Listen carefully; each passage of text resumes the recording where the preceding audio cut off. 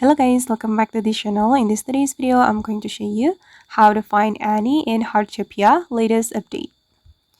Okay, let's get into it guys. As we know that the Winter Frost season event is already over, and during the Winter Frost season event, you could find Annie at the Winter Utopia.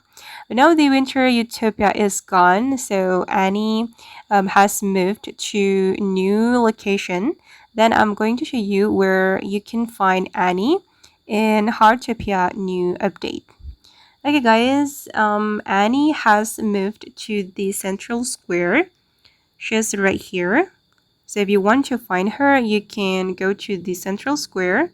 You can track her through the map and go to the central square. Then you can find Annie right here. Okay, this is Annie. Then you can talk to her to open up her store. Either you want to open the friendship store or the music store.